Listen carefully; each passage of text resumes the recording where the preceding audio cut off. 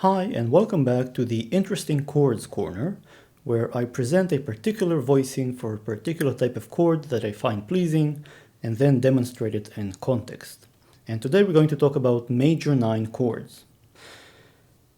I'm going to start by playing the chord itself, the voicing, the particular voicing that I find interesting, and break it down and show you how I arrived at it, and then we'll show it in context.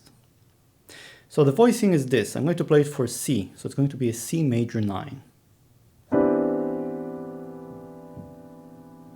So I'm playing an E, B, and C in the left hand, and then a D, G, B, and D in the right hand.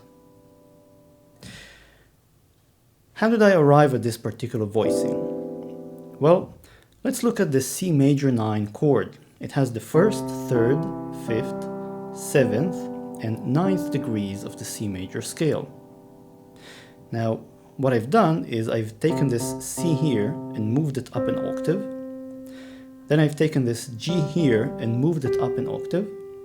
And then I doubled the B and the D. And I got this. Notice that in the root, I'm not using a C.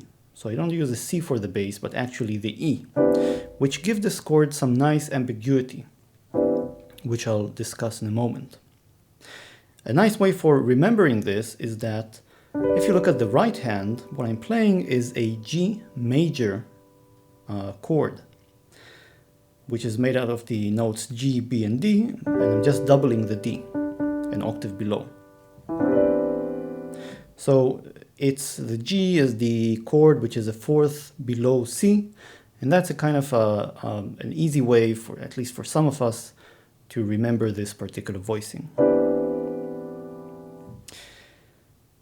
Now I'm going to play a brief progression that has this chord, and just a little something that will give you an idea how it fits in actual playing, and then I'll go back and comment on some of my choices.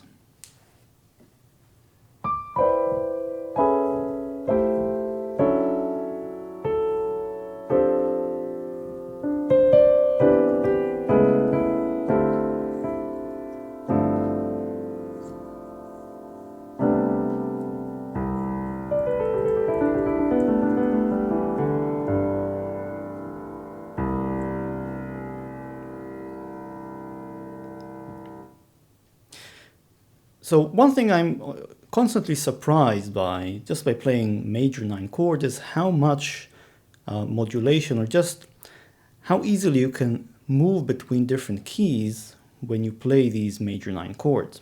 So when I started playing this piece,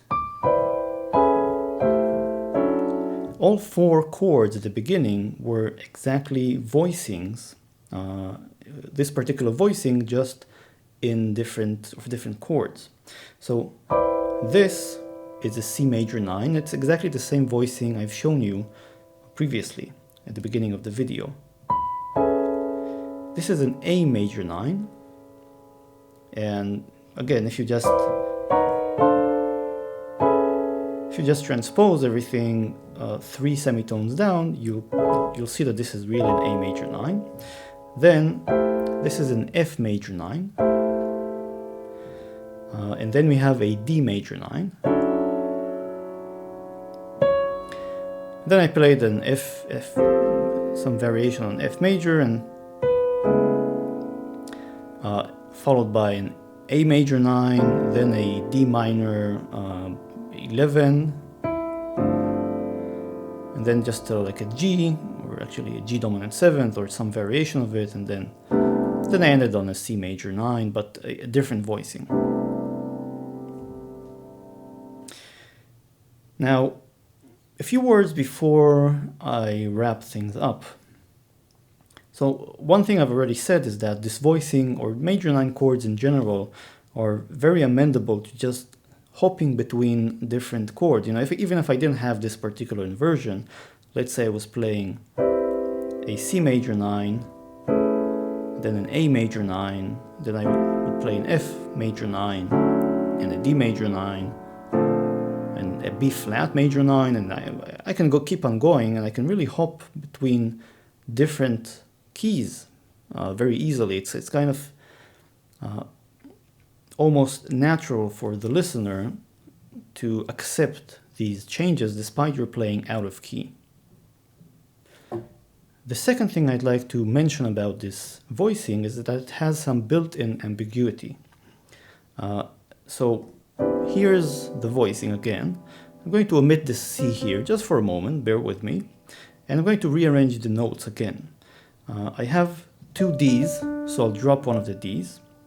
I have two Bs, so I'll drop one of the Bs, and I'll take this G down an octave.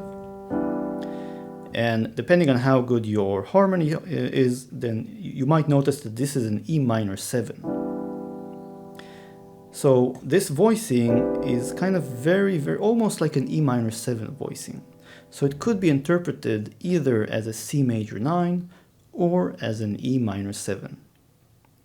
And this is even further strengthened by the fact that the bass I'm playing in the left hand is an E. I'm not playing a C, I'm playing an E.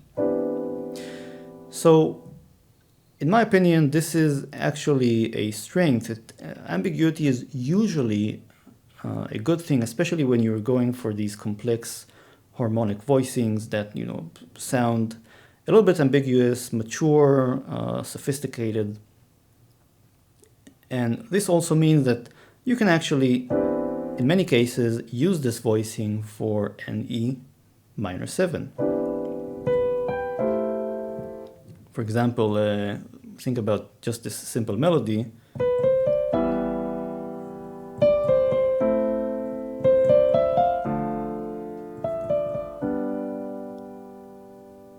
So I had an E minor, and an A minor, and a D minor, and a G. And if I use this voicing, what I'll get is